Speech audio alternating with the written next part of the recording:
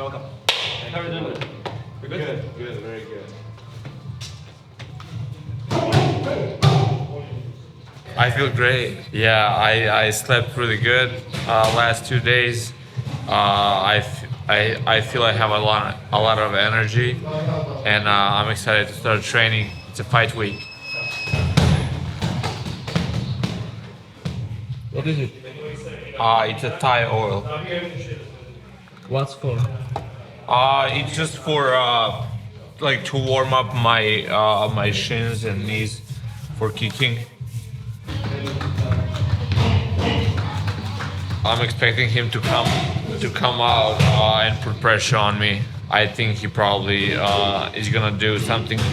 He's gonna try to do something similar he did in his last fight. But I also know that he's a very well-rounded fighter. So I'm not trying to predict or to think too much about what he's going to do.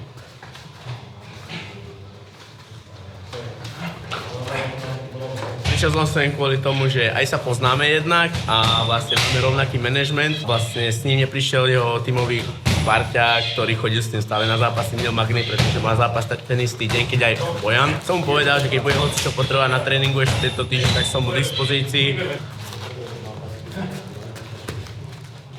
Ľúbia sa mi jeho kopy, že jeho tvrdé kopy, s ktorými vlastne ukončil zo pár zápasov v oktagóne už.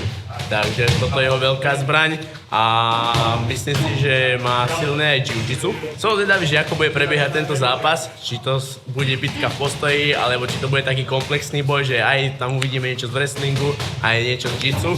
Takže som naozaj veľmi zvedavý a myslím si, že to bude pre divákov veľmi atraktívny zápas.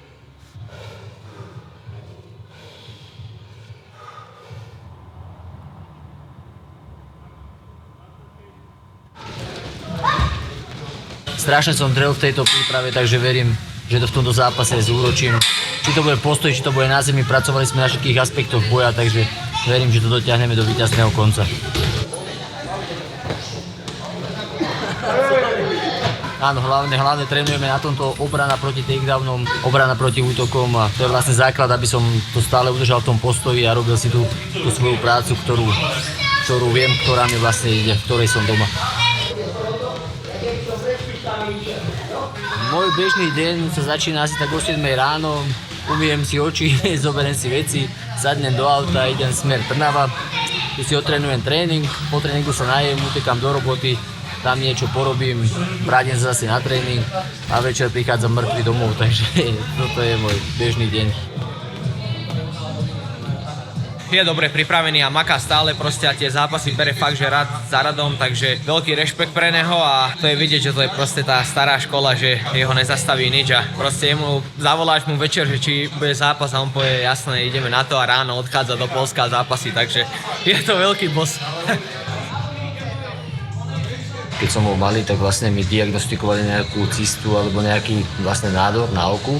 Sami nevedeli, že vlastne, že o čo sa jedná. Asi do 4 rokov som strávil 2 roky v nemocnici, čo som bol na operáciách a na všelijakých rôznych rehabilitáciách, veciach podobných. A tak nakoniec, chvála Bohu, sa to dalo preč a nič z toho nebolo. Vlastne som zdravý, nemám žiadne následky a je to v poriadku. Chcem ešte niečo proste v živote dosiahnuť, niekam sa posunúť.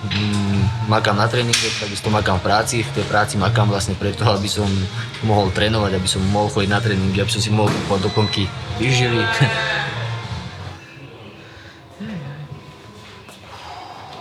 Jak to vzadu?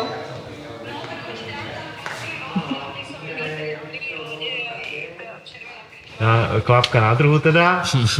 Aby som mohol vlastne cestovať na tie tréningy, aby som si mohol kúpovať stravu, doplnky výživy a veci podobné. A ešte moja veľká motivácia je moja mama, ktorá už nie je medzi nami vlastne a tá ma vlastne celý život podporovala v týchto športoch, bojových športoch a vlastne ešte by som chcel pre ňu niečo také väčšie dokázať.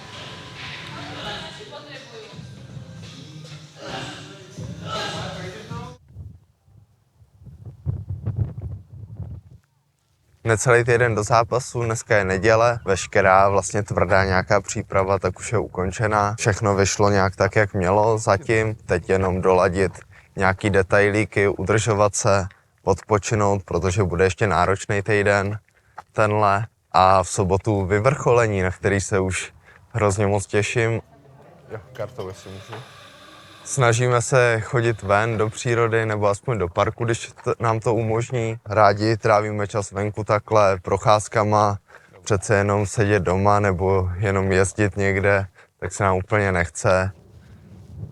Od Emči cítím obrovskou podporu, pomáháme úplně se vším, ať už s nějakou přípravou na zápas, kdy se mi stará i o stravu, pomáhá mi ve všem, vychází mi vstříc a já jsem v 7. nebi jenom celou přípravu.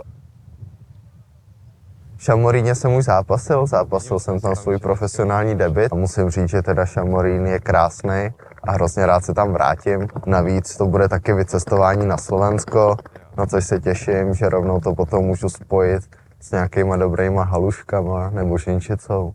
To je fakt dobrý. Kdo nezná, tak to ochutnejte, to je fakt dobrý. Soustředím se teď jenom na tohle soupeře, nedělám nějaký velký plány dopředu. Vždycky mám radši, když si udržím takhle krátkodobější cíl. Nicméně svoje plány jsem naznačoval po posledním zápase a tak to taky je. A doufám, že další zápas tak bude titulová šance. A kdo je barevný? Kačer nebo Kachna?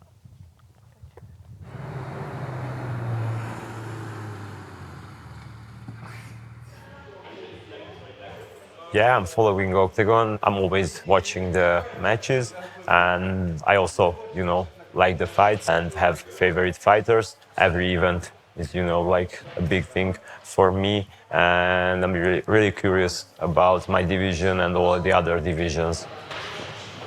The game plan for Velichkovic, I wouldn't say it like this clean because, all my opponents now are really good fighters. So a lot of my fights went all the way, like all rounds. If you see the opportunity to finish the fight earlier, then you have to go for it, but you have to prepare for a 3 rounds or a 5 rounds fight. I rewatched my match with Pukac. There were a lot of, little mistakes that if I'm doing those things better, then maybe I would have opportunity to finish the fight earlier. But also my opponent was really good and he had great skills.